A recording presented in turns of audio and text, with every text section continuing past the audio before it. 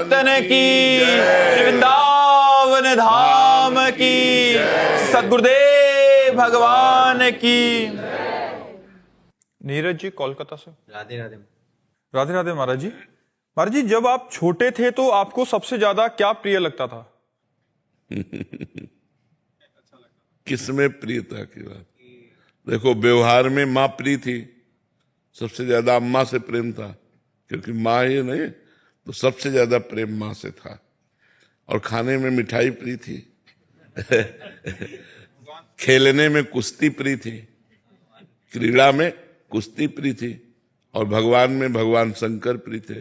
हर department बता दिया आपको। महाराज जी, अब आपका स्वास्थ्य कैसा है महाराज? आपके सामने बैठे हैं प्रभु, भगवान की कृपा से चल रहा है, बढ़िया कृपा। भगवान की कृपा से चल रहा है। महाराज जी, आप कह रहे हैं कि रोम रोम से नाम जप कैसे हो महाराज जी? रोम रोम से? हाँ, ऐसा आता है।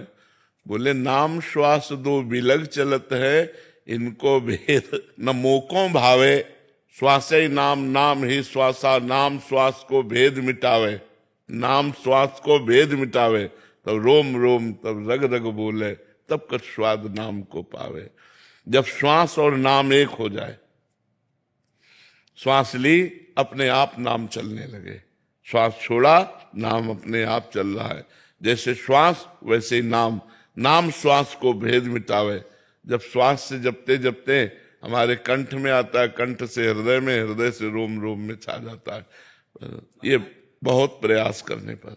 महाराज जी, जैसे पढ़ाई करते टाइम मतलब सांस पे सांस नाम का अभ्यास करते हैं तो महाराज जी हो नहीं पाता। हाँ, देखो, पढ़ाई के अलावा जितनी देर आप पढ़ाई कर रहे हो उतने समय को भगवान को अर्पित कर दो।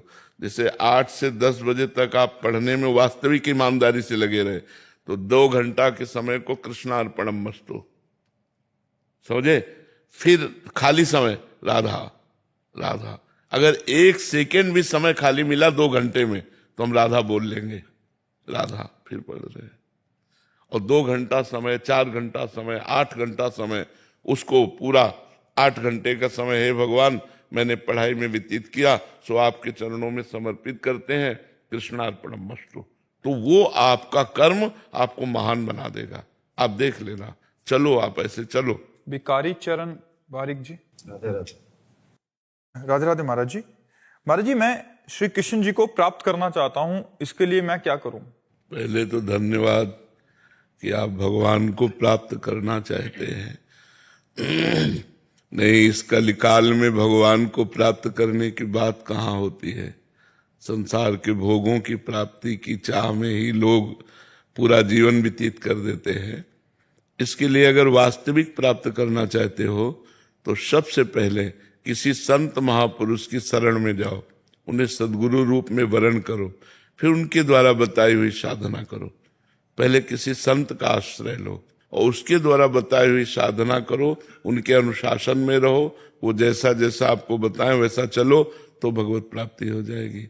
क्योंकि बिना गाइड के हम कहीं नहीं जा सकते अपरिचित जगह में। तो हमारा परिचय तो है नहीं भगवान के, ना मार्ग का और ना भगवान से। तो हमें गाइड रूपी गुरु चाहिए जो हमें मार्ग का भी परिचय बता सके और भगवान का भी परिचय बता सके। जब तक गुरु मंत्र न मिले तब तक राधा वल्लभ श्री हरिवंश नाम जप करो, ठीक है। और फिर इनसे बात कर लो, फिर गुरु मंत्र ले लो और फिर एक दिनचर्या बना लो और उसी दिनचर्या से चलो। गंदे आचरणों का त्याग करो तो भगवान के मार्ग में आगे बढ़ जाओगे। वीरेंद्र गर्ग जी। राधे राधे महाराज जी। महाराज जी, बहुतों का ये प्रश्न रहता है कि आध्यात्मिक मार्ग पर आगे और प्रगति पाने के लिए दीक्षा का होना जरूरी है। अभी हमने बताया बिना गाइड के आप कैसे चल सकते हैं। गुरु बिनु भवनिधि तरह न कोई, चाहे शिव बिरंच सम होई। जब सच्चिदानंद भगवान श्री राम अवतार ग्रहण करते हैं तो गुरु रूप से वशिष्ठ भगवान को स्वीकार करते हैं, विश्वामित्र जी के चरण चापते हैं। जब भगवान सच्चिदानंद श्री कृष्ण रूप धारण करते हैं तो संदीपनी जी को गुरु रूप में वरण करते हैं। तो जिनकी श्वासों से वेदों का प्रादुर्भाव हुआ, वो भगवान जब गुरुदेव का वरण करते हैं तो हम इंसान को गुरुदेव के वरण के बिना कैसे भगवत प्राप्ति हो सकती है। इसलिए प्रथम भगति संतन कर संगा, प्रथम भक्ति है संत महात्माओं का संग करे, और जो वेदों के पारगामी विद्वान हो और परब्रह्म की अनुभूति से युक्त हो, ऐसे गुरुदेव का वरण करे। सहसा किसी को गुरु न बनावे, पहले खूब संग करे, और जब परिचय अच्छे से प्राप्त हो जाए और अपनी श्रद्धा टिक जाए कि ये महात्मा हमारे गुरु पद पर विराजमान होंगे, तो हमारी भावना कभी हटेगी नहीं, तो फिर बना लेना। सहसा किसी के कहने से गुरु नहीं बनाना चाहिए कि हमने इनको गुरु बनाया तो आप भी बना लीजिए, या प्रवचन सुना भीड़ देखा तो गुरु बना लिया, ऐसे नहीं। पहले खूब जांचना चाहिए और अपने भाव देखने चाहिए कि मेरे भाव यहाँ लगते हैं कि नहीं, कि गुरु साक्षात परब्रह्म, गुरु मेरा परब्रह्म परमात्मा बैठा हुआ गुरु के रूप में बोल रहा है, मेरे भाव ऐसे हैं कि नहीं। जब ऐसे भाव हो जाए तो गुरु मंत्र ले लेना चाहिए। जिस संत के प्रति हो जाए उस संत से गुरु मंत्र ले लेना चाहिए। प्रवीण कौशिक जी दिल्ली से। श्री राधे राधे महाराज जी। महाराज जी, काम, क्रोध, लोभ, मोह, मद, मत्सर, इन सबसे लड़ने में प्रयासरत हूं, परंतु ये बहुत ताकतवर है महाराज जी। केवल इस भरोसे कि आप हमारे एक सदगुरुदेव भगवान हैं, मुझे श्री जी मिल जाएंगी, यही बस एक आस है। गुरुदेव भगवान, वो कौन सी गलतियां हैं? ये तो 100% हम स्वीकार करते हैं कि ये बहुत बलवान है, इनके लिए हमारी ताकत काम नहीं करेगी, भगवान की कृपा काम करेगी। हमारी ताकत बहुत छोटी है और ये बहुत बड़े बल से समन्वित है। जब कामदेव ने भगवान शंकर समाधि में बैठे थे और उनकी समाधि भंग करने का निश्चय किया और पंचबाण संधान करके प्रयोग किया, तो भगवान शंकर की समाधि खुल गई। सोचो कितना बलवान है। आदि देव महादेव भगवान शंकर की समाधि को जो भंग कर सकता है, वो और ऋषि मुनि महात्मा और की तो बात ही क्या है। फिर आप लोग तो गृहस्थ में संसार में हैं, जहाँ यही क्रीड़ाएं हो रही हैं संसार में, जहाँ वातावरण ही काम का है, वहाँ काम पर विजय प्राप्त करना बहुत कठिन बात है। पर भगवान नाम में बहुत बड़ी सामर्थ्य विराजमान है।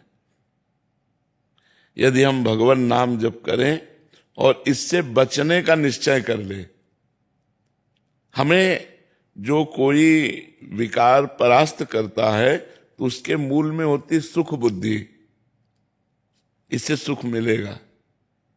और अगर ये बात हट जाए कि इसमें सुख नहीं है तो हम जीत सकते हैं। पर हम जबान से भले कर दें अरे इसमें कोई सुख नहीं, लेकिन अंदर एक लालसा लगी रहती है कि इसमें सुख है, इसमें सुखानुभूति है, इसीलिए हम फेल हो जाते हैं। भगवान ज्ञान दें तब बात समझ में आवे, इसलिए खूब नाम जप करो और सतोगुणी भोजन पाओ, सतोगुणी दृश्य देखो, सतोगुणी वातावरण में रहने की कोशिश करो, तो कुछ बचाव हो सकता है, कुछ बचाव। तो भगवान से प्रार्थना करके, रो करके, विनय करके, तब धीरे धीरे धीरे क्रमशः शांति की प्राप्ति होती है। फिर घृणा हो जाती है संसार के भोगों से। एक ऐसी स्थिति आती है कि घृणा हो जाती है। रमा विलास राम अनुरागी, तजत बमन जिम जन बड़ भागी। बमन माने समझते हैं ना, बमन उल्टी, जैसे उल्टी को कोई खाना नहीं चाहेगा, ऐसे विषय भोगों की इच्छा खत्म हो जाती है। पर वो बहुत भजन करने पर, थोड़ा 2-4-10 माला घुमाले पे नहीं, निरंतर जब भजन करे तो भजन के प्रभाव से भोगों में अरुचि हो जाती है, भोगों से वैराग्य हो जाता है, तब वो जीतता है। नहीं तो बहुत प्रबल काम है, बहुत प्रबल काम है। पुरुष जीत सके नारी, जो विरक्त मत धीर, वही पुरुष स्त्री के संयोग काम पर विजय प्राप्त कर सकता है, जो वैराग्यवान है और जो धीरमती है। ना तो विषयावश विमुख जे पद रघुवीर, जो भगवान से विमुख है, विषयों के अधीन है, वो कभी विजय प्राप्त नहीं कर सकते। इसलिए भगवान की शरण में होकर भगवान का नाम जप करो, शास्त्रों का स्वाध्याय करो और अपने को बचाने की कोशिश करो। हम लोग बचाते नहीं और आग में झोंक देते हैं अपने को।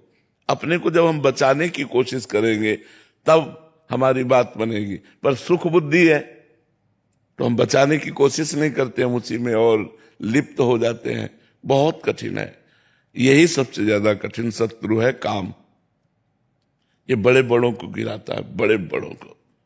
मतलब जब कह रहे हैं भगवान शंकर की समाधि भंग कर दिया तो औरों की तो बात ही जाने दो, और तो सब छोटे मोटे हैं, किसी की बात क्या। भगवान का बहुत ही विचित्र माया के पार्षदों का स्वरूप है कि ये काम है, क्रोध है, अहंकार है, मोह है, मत्सर है, ये बहुत बलवान है, लोभ है, ये सब बहुत बलवान है। इन छह को जो जीत लिया, कामादिक मद दम्भ न जाके तात निरंतर बस में ताके, भगवान कहते मैं उसके बस में हो जाता हूं। जो कामादि दोषों पर विजय प्राप्त कर लेता है उस पर भगवान स्वयं कह रहे हैं कि मैं उसके अधीन हो जाता हूं।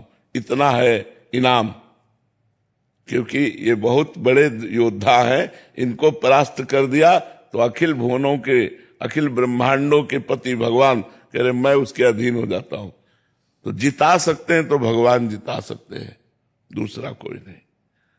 कोई तपस्या के द्वारा, कोई व्रत उपवास के, केवल भगवान की कृपा।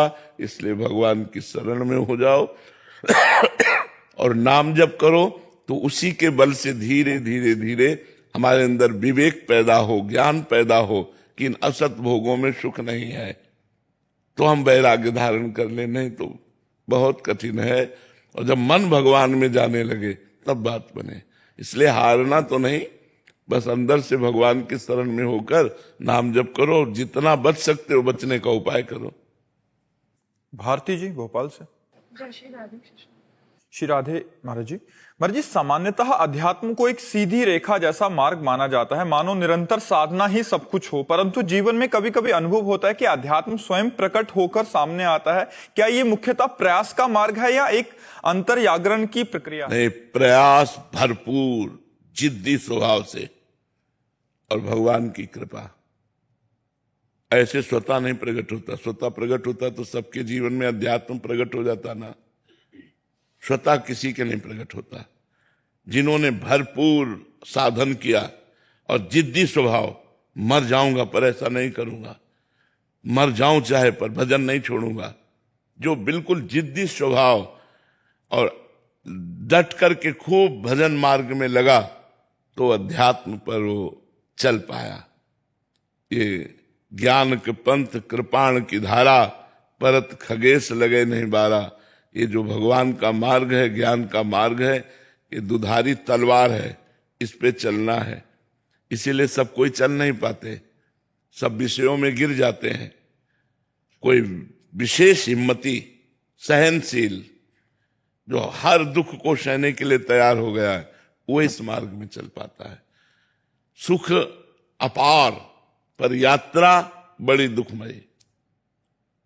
अपार सुख है परिणाम में, पर यात्रा बड़ी दुखमयी है। अब परिवार का मोह छोड़ पाना कितना कठिन होता है। माता पिता, भाई, परिवार, भाभी, रिश्ते नाते सब छोड़कर अंदर से किसी से राग नहीं, चाहे गृहस्थ हो चाहे विरक्त। यदि भगवान को प्राप्त करना है तो सबकी ममता ताग बटोरी, मम पद मन ही बांध बर डोरी। सबका प्यार समेट कर भगवान के चरणों में लगाना होगा। इसके बाद कोई मनोरंजन नहीं। देखो कैसा जीवन होता है, कोई मनोरंजन। अब हम लोग कोई मनोरंजन, 1 मिनट कभी टीवी नहीं, 1 मिनट कभी मोबाइल का कोई मतलब नहीं। बिल्कुल संसार में क्या हो रहा है हमसे कोई मतलब नहीं। हमें बस अपने चिंतन में लगे रहना है रात दिन। न कोई मनोरंजन है, न कोई हंसी मजाक है, न किसी तरह के किसी इंद्री का विलास है। सब रोक करके फिर भगवान के मार्ग। कितना कठिन है, कोई खिलवाड़ समझ में थोड़ी आता है। जब तक भगवान से प्रेम नहीं होता तब तक मन कहता कोई तो यार हो, दोस्त तो हो, कोई तो हो जिससे हम अपनी बात कह सके। कोई सुनने वाला नहीं। जब भगवान से परिचय होता है, जब प्यार होता है भगवान से और भगवत साक्षात्कार होता है, तब बात मिट जाती है। ये बड़ा कठिन जीवन, जैसे हम लोग जीवन जिए ना, सुन करके तुम कांप जाओगे कि ऐसा भी मनुष्य जीवन होता है। सर्दी में कोई वस्त्र नहीं, न कंबल, न स्वेटर, किसी न साल, किसी भी तरह की कोई गर्म कपड़े नहीं। हर कष्ट सहने का जब अभ्यास कर लिया जाता है कि मुझे दुख सहना है लेकिन प्यारे से प्रेम करना है, तब वो इस मार्ग में चल पाता है। ऐसे नहीं है कि अध्यात्म स्वतः प्रकाशित हो जाता है। अगर होता तो सबके हृदय में हो जाता ना। सब अध्यात्म में नहीं, स्वतः विकारों के अधीन होता है। अध्यात्म में तो चढ़ना पड़ता है। अध्यात्म ऐसे है और विषय ऐसे है। छोड़ दो तो मन विषयों में स्वाभाविक चला जाएगा। अध्यात्म में उसे चढ़ाना पड़ेगा। अध्यात्म ऊर्ध्वगामी है, ऊर्ध्वगामी, और विषय अधोगामी है। विषय पतन का मार्ग है, अध्यात्म उन्नति का मार्ग है। तो उन्नति के लिए चढ़ना होगा। चढ़ने के लिए हमको जिद्दी स्वभाव और दुख सहने का स्वभाव, चाहे जो कुछ हो जाए मैं इस बार भगवान को प्राप्त करके रहूंगा, ऐसा स्वभाव, तब वो भगवान के मार्ग में चलता है। नहीं तो ये इतना कठिन मार्ग है। तुम आज देख रहे हो ना, ये तो आज का, ये तो आखिरी फिल्म का रोल है। फिल्म की जो शुरुआत देखो ना तो आप कांप जाओगे कि बड़ा कठिन जीवन है वैराग्य का। अब ये लोग तो हमारे पास है ना, इन लोगों को कोई कष्ट थोड़ी है। जीवन में कभी गरम गरम रोटी निकल के नहीं पाए कि वो रसोई से निकलने हम पा रहे हैं, कभी नहीं। 7-7 दिन हो गए, भोजन नहीं मिला। गंगा के किनारे गंगा जल पान करके प्राणों की रक्षा करना, हर समय नाम जप करना, भजन करना। तब परमार्थ का जो मार्ग है वो ऐसे नहीं। जीवित मर जाए उलट आप में समाए, यही दिलगिरी है। पर परमार्थ का जो मार्ग है वो केवल 2-4 माला घुमा लेना है। जीवित मर जाए, जैसे मरे हुए पुरुष में कोई कामना नहीं होती, मान अपमान का बोध नहीं होता, ऐसे। हमें एक संत मिले, उन्होंने कहा, नई अवस्था थी, तो उन्होंने कहा तुम बाबा जी तो बन गए हो लेकिन निर्वाह करना बहुत कठिन है। कहा क्यों महाराज जी? उन्होंने कहा जैसे कुत्ते को रोटी डालो वो पाने के लिए आ जाएगा, और डंडा मारो चला जाएगा, फिर पुचकारो फिर आ जाएगा, फिर उसको दबका दो फिर चला जाएगा। ऐसे साधु का स्वभाव होना चाहिए कि एक आदमी 10 बार अपमान करे और फिर बुलावे तो अपमान भूलकर तुरंत उसके दरवाजे खड़ा हो जाए। कभी उसको ये भान न होना चाहिए कि ये 10 दिन से मुझे गालियां दे के भगा रहा है, मैं इसके दरवाजे कभी नहीं जाऊंगा, ऐसा। और कहा सुनो, मन को ऐसे मारना है जैसे सांप को बंदर पकड़ लेता है और वो पेड़ पर घसता है उसका मुंह, फिर कान में लगाता है, अगर सूं हुआ जरा सा फिर घसता है। बोले ऐसे मन को पकड़ करके अगर तनिक भी विषय की चंचलता रह गई, मारो मन को। मन मार्या तन बस में की ना हुआ भरम सब दूर, बाहर से कछ दिखत नाही अंदर चमके नूर। आपो त्याग जगत में बैठे नहीं किसी से काम, उनमें तो कछु अंतर नहीं संत कहो चाहे राम। जिन्होंने मन को मार लिया, जिन्होंने इंद्रियों को वश में कर लिया, जो अपने देह राग को भूल गए, जो संसार के सुखों को रौंद डाला, वो परमार्थ उनके हृदय में अध्यात्म प्रकाशित होता है। तो इसलिए हमारी प्रार्थना है कि ये न समझा जाए, अगर स्वतः प्रकाशित होता तो सबके हृदय में प्रकाशित हो जाता। जो जितना कठिन तप करता है, जो जितना प्रयासरत है, उतने अध्यात्म में आगे बढ़ पाया। रजत भारद्वाज जी। राधे राधे महाराज जी। महाराज जी, नाम अभ्यास की प्रारंभिक अवस्था में नाम जाप करना और नाम का ध्यान करना ये अलग अलग होते हैं, और क्या आगे चलकर ये एक हो जाएंगे? ध्यान और जप एक साथ बिल्कुल, हो जाएंगे? बिल्कुल बिल्कुल एक हो जाएंगे। आपको प्रयास ही नहीं करना पड़ेगा, श्रोता चलते रहेंगे। श्रोता वो अभ्यास बन जाता है ना, तो श्रोता वो चलता रहता है। बस शांत ऐसे देखते हैं, सुनाई दे रहा है, दिखाई दे रहा है, उसी में डूब रहा है। जब तक प्रयास होता है तब तक आनंद की अनुभूति नहीं होती, क्योंकि पाप होते हैं ना, वो भस्म होते हैं, और जब पाप भस्म हो जाते हैं, हृदय निर्मल होने लगता है, तो श्रोता ऐसे मंत्र खेलता है, मंत्र हृदय में नाचता है, तो उसी के आनंद में डूबा रहता है। सब रिद्धियां सिद्धियां उसके पास आ जाती है, जो निरंतर नाम जप करता है। समस्त सिद्धियां उसके पास आ जाती, पर वो सिद्धियों को इसलिए स्वीकार नहीं करता कि भगवान का प्रेमी है वो, प्रेम प्राप्ति के लिए वो भगवान की सिद्धियों का भी त्याग कर देता है। दीयमानम न गृह्णन्ति बिना मत सेवनम जना, देने पर भी वो भगवान की सिद्धियों को स्वीकार नहीं करता, भगवान से अविरल भक्ति मांगता है, भगवान से प्रेम मांगता है। तो जैसे हम प्राथमिक अभ्यास करते हैं वही जब सिद्ध हो जाता है तो स्वाभाविक हो जाता है। राधे जी, शरण जी। राधे राधे महाराज जी। गुरुदेव भगवान आपके चरणों में कोटि कोटि प्रणाम। गुरुदेव, प्रिया प्रीतम के गुरुदेव के संतों के चरणों में जैसी आसक्ति, निर्मल प्रीति होनी चाहिए, बार बार उसका अभाव सा महसूस होता है। महाराज जी, ये आसक्ति कैसे प्रकट हो? यह अभाव पूरे जीवन महसूस होता रहेगा अगर सही ढंग से चले तो। अभाव, असंतोष भजन में ये उन्नति का लक्षण है। और संतुष्ट हो जाना, अरे, और ये महसूस हो जाना कि मेरे में कुछ है, वो अहंकार है।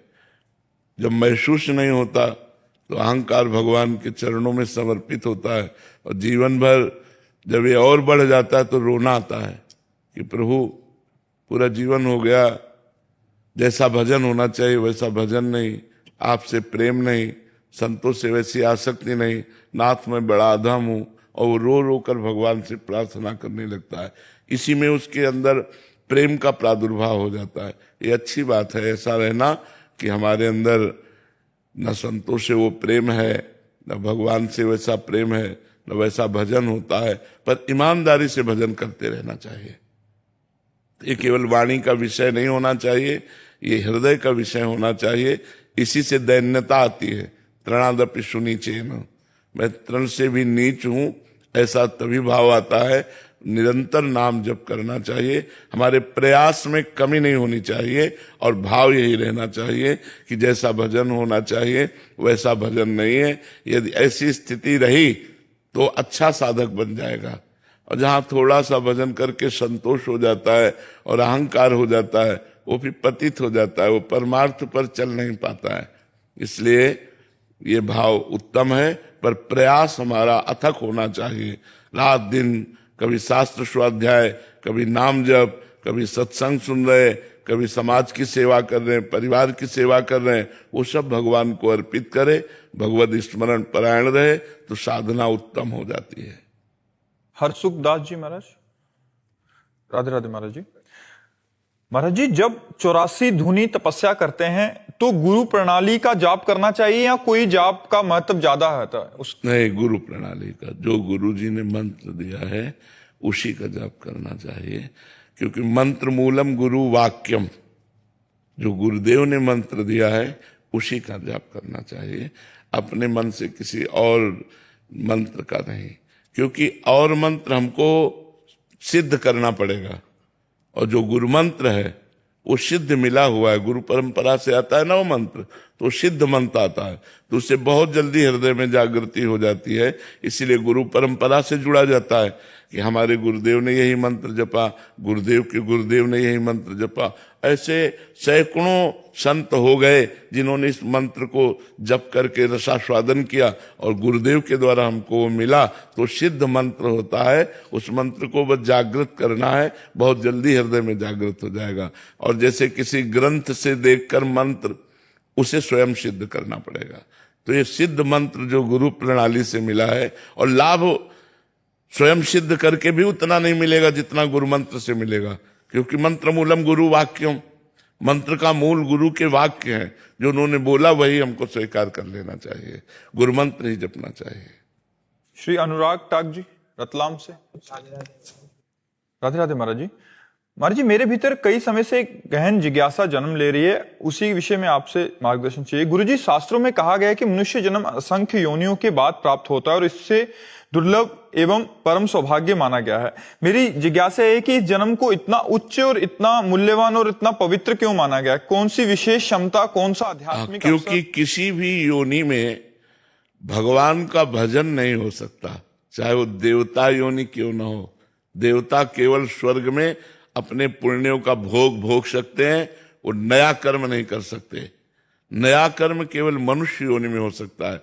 आप यहाँ भजन करके ब्रह्म बोध संपन्न महापुरुष हो सकते हैं, आप यहाँ भजन करके भगवान को प्राप्त हो सकते हैं, आप यहाँ पापाचरण करके नरक को प्राप्त हो सकते हैं, आप यहाँ कर्म बिगड़ जाए तो भूत बन सकते हैं, जो चाहो बन सकते हो, इतनी छूट है। इसलिए बड़े भाग मानुष तन पावा, सुर दुर्लभ सदग्रंथन गावा। देवताओं को भी मनुष्य योनि की चाह है कि एक बार मनुष्य बनूं और ऐसे कर्म करूंगा कि देवलोक से भी ऊपर, जैसे तपलोक, महालोक, जनलोक, ब्रह्मलोक, इनसे भी ऊपर मैं भगवान के वैकुंठ धाम को जाऊंगा, ऐसा हमें अवसर मिले।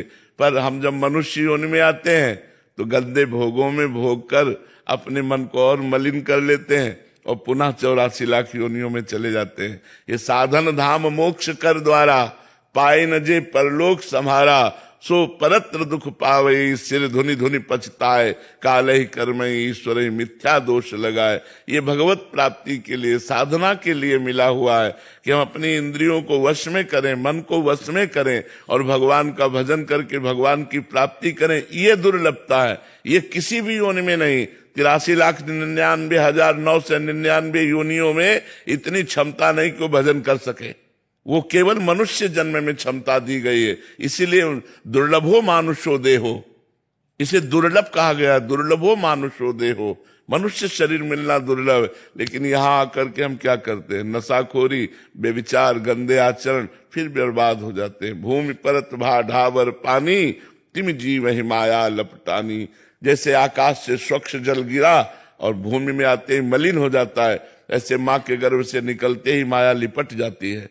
बस शुरू हो गया कहाँ कहाँ कहाँ, ये तुम्हारे मम्मी, ये तुम्हारे पापा, परिचय प्रारंभ हो गया और आए थे हरिभजन को, भूल गए, फिर उसी प्रपंच में लग गए, फिर ब्याह हुआ, फिर हमारे पुत्र पुत्रियां हुई, फिर उनका ब्याह, फिर इसी में पूरा जीवन व्यतीत हो गया।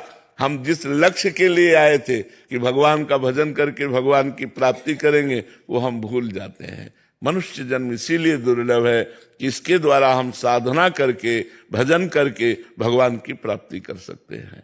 ये अन्य किसी योनियों में नहीं, अन्य किसी योनियों में नहीं।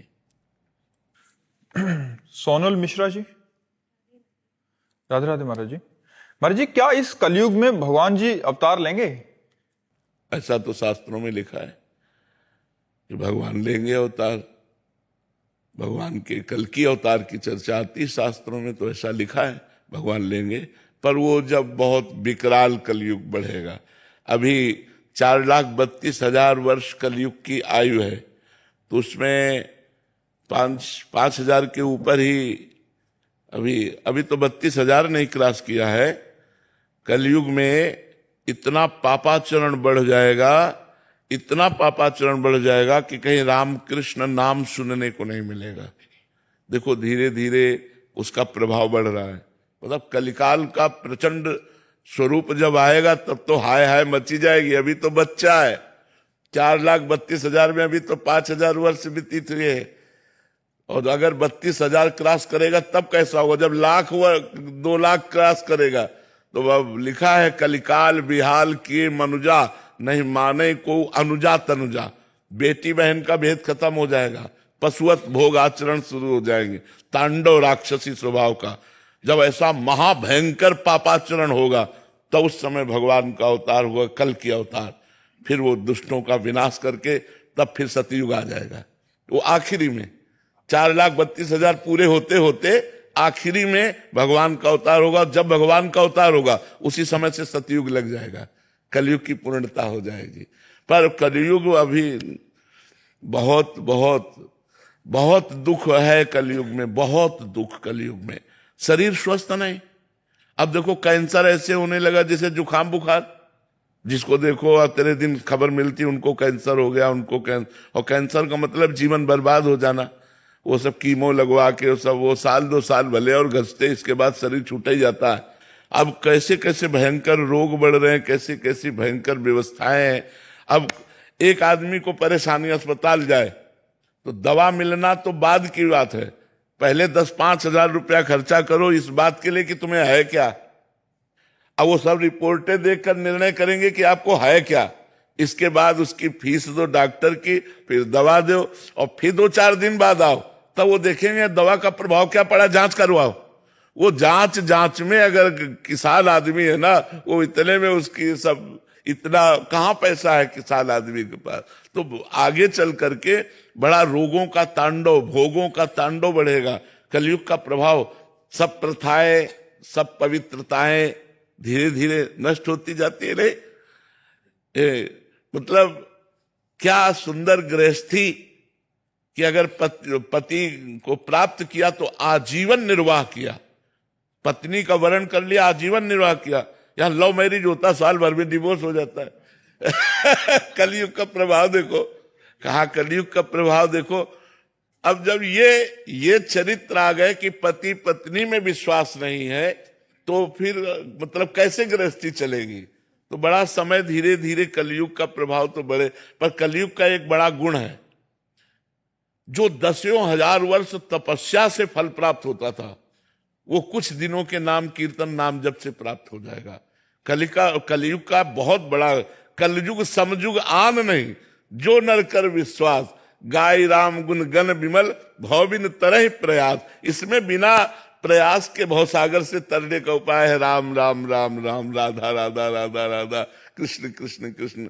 नहीं तो पहले पता चला कि 10,000 वर्ष दाहिने पैर के अंगूठे केवल खड़े होकर दोनों हाथ उठा के मंत्र जप कर रहे हैं, कितनी कठिन तपस्या। तो कलयुग में यह 10 सेकंड नहीं खड़े हो सकते अंगूठे केवल, 10,000 वर्ष तो बात जाने दो। तो इसीलिए इसमें छूट दे दी गई कि आप नाम जप कर, कलयुग केवल नाम आधारा, सुमिर सुमिर नर उतर ही पारा। भगवान का नाम जप करके आप संसार समुद्र से पार हो सकते हैं। ये कलयुग की विशेष महिमा है।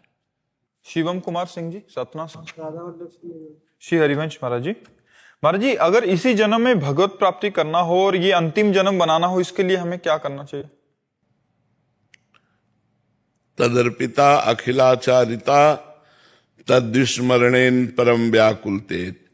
एक एक आचरण पवित्र और भगवान को समर्पित और निरंतर भगवान का सुमिरन, तद्विस्मरणेन परम व्याकुलते। एक सेकेंड के लिए भी भगवान को भूल जाने पर ऐसी व्याकुलता पैदा होने लगे, जैसे मछली को जल से अलग करो तो तड़पने लगती है। ऐसी व्याकुलता, तो समझ लो कि हमारा आखिरी जन्म है। जब कोई भी खान पान भोग हमारे भगवान के स्मरण को न रोक पावे, खाते पीते चलते उठते बैठते हर समय तैल धारावत भगवान का चिंतन चल रहा है, तब वो भगवान को प्राप्त हो जाता है। अखंड स्मरण भगवान की निश्चित प्राप्ति करा देता है। तो हमारे आचरण पवित्र हो, हमारा खान पान पवित्र हो, हमारे विचार पवित्र हो, और खूब भगवान का निरंतर नाम स्मरण करें और हर कर्म को भगवान को समर्पित करें, तो इसी जन्म में हमारा काम हो जाएगा। अपने को भूल जाओ और भगवान के स्मरण में मस्त हो जाओ, यही परम पद है, यही भगवान की प्राप्ति है। भगवान कहीं दूर नहीं, आपके हृदय में ही बैठे हुए हैं। जितना भजन करेंगे उतने अनुभव होता जाएगा। नहीं तो माया का चद्दर ओढ़े हुए, त्रिगुण माया का पर्दा लगाए हुए हृदय में ही बैठे हैं, कहीं दूर नहीं है। भजन के प्रभाव से माया का प्रभाव हटे तो भगवान का साक्षात्कार हो जाए। हृदय मंदिर में भगवान विराजमान है, और जहां उनका साक्षात्कार हुआ, आखिरी जन्म समझो, आखिरी जन्म। रोहित शर्मा जी। श्री हरिवंश महाराज जी। महाराज जी, मैं पिछले 2 सालों से आपकी बातें मानकर राधा नाम जपने का भी प्रयास कर रहा हूं, परंतु मन मुझे बार बार ये कहकर गिराता है कि तेरी तो प्रकट में दीक्षा नहीं हुई, अभी कंठी भी नहीं पहनी, वृंदावन वास भी नहीं है, आचरण भी सही नहीं है, तो तुझे प्रिया प्रीतम नहीं मिलेंगे। ऐसा किसका प्रश्न है? तो कंठी बांध लो, मिल जाएंगे। तो प्रयास करो, कृपा से उनके क्या नहीं हो जाएगा। जब मनुष्य शरीर मिल गया तो भगवत प्राप्ति दुर्लभ थोड़ी है। दुर्लभ तो मनुष्य शरीर था, दुर्लभो मानुषो देहो, सो प्राप्त हो गया। अब हम सब कुछ प्राप्त कर सकते हैं। क्या जाता है? कंठी बांध लो, राधा राधा बोलो, ये गुरु मंत्र हो गया। समझ रहे हो ना? गुरु मंत्र हो गया, कंठी बांध लो। कोई नशा आदि तो नहीं करते हो, बस खूब नाम जप करो, चिंता मत करो। भगवान बड़े कृपालु हैं, इसीलिए भेजा है। भगवत प्राप्ति के लिए तो भगवान ने भेजा है। मनुष्य जन्म दिया, साधु समागम दिया, तो इसका मतलब हम पर भगवान की विशेष कृपा है।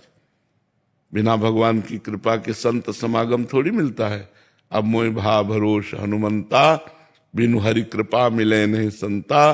तो हरि की कृपा हुई तो संत समागम मिला, और संत समागम का फल है भगवत प्राप्ति। बड़े भाग पाइब सत्संगा, बिनहि प्रयास होय भव भंगा। बड़े भाग्य से सत्संग की प्राप्ति होती है, और सत्संग मिल गया तो बिना प्रयास के संसार सागर से हम पार हो जाएंगे।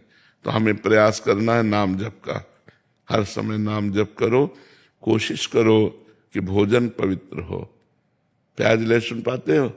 मैं घर वालों को भी लेके आया हूँ वृंदावन ना। है? घर वाले भी मेरे साथ वृंदावन आए ना पहली बार। अच्छा, अब वो रविंद्र नियम ले लेते कि ऐसा कुछ नहीं खाए। हाँ, बहुत उत्तम बात है। यदि ऐसा हो जाए तो उत्तम बात है। ठीक है, देख लो करके। करुण गुप्ता जी जम्मू से। राधे राधे। राधे राधे महाराज जी। महाराज जी, आपके आशीर्वाद से मेरे शरीर से मदिरा और मांस सेवन करने की आदत छूट गई है, और ये सिर्फ आपकी ही कृपा से हुआ है महाराज हम जी। धन्यवाद महाराज जी, देते मुझे हैं लगता आपको कि आपने अपने जीवन को अच्छे मार्ग में लगाया, असत मार्ग से हटाया। बहुत अच्छी बात है, बहुत अच्छी बात है। महाराज जी, ऐसे ही कान पकड़े रखना, क्योंकि आपकी कृपा से। कान नहीं पकड़े, हम तो हाथ पकड़े हैं, तो चिंता मत करो। कान तो थोड़ी पकड़ होती है, छुटा सकते हो। हाथ पकड़े, भगवान जब कृपा करते हैं ना, उनका हाथ पकड़ना यही होता है, गलत मार्ग से हटाकर सही मार्ग में चलाना। कुपथ निवार्य सुपंथ चलावा। भगवान जब कृपा करते हैं तो हमें ऐसे हित मित्र मिल जाते हैं, ऐसे संत मिल जाते हैं जो कुपंथ से हटाकर सुपंथ में चलाते हैं। तो भगवान ने हमें पकड़ लिया है, सुपंथ मार्ग में पकड़ लिया है। अब ये है कि दोबारा उस गलती को ना करें। कभी आपके यार मित्र दोस्त मिलेंगे, अरे कहाँ के चक्कर में पड़ गए तो ये बातें अब जीवन में नहीं होनी चाहिए। पक्का दृढ़ निश्चय करके ये सब गलत बात छोड़ दो और नाम जप करो। नाम जप करते हो? जी हाँ, नाम जप करो, यही जीवन का परम लाभ है। ये 4 दिन की चांदनी है, पता नहीं कब शरीर छूट जाए। गंदे आचरण करके शरीर छूटा तो नरक जाना पड़ेगा यार। वो भी दोस्त भी ऐसे कहते हैं, 4 दिन की चांदनी है, खाओ पियो ऐसे। नहीं, 4 दिन की चांदनी में हम अपने को बर्बाद थोड़ी करेंगे। हमको अच्छे मार्ग में चलना, जब हमें अवसर में, यही तो गंदे लोगों के विचार होते हैं कि यार थोड़ा समय मिला है हम गंदा कर ले। नहीं, थोड़ा समय मिला है हम अपने को संभाल लें, हम अच्छे आचरण करें, हमारा आगे का जन्म बुरा ना हो, पशु पक्षी कीट योनियों में न जाना पड़े हमको।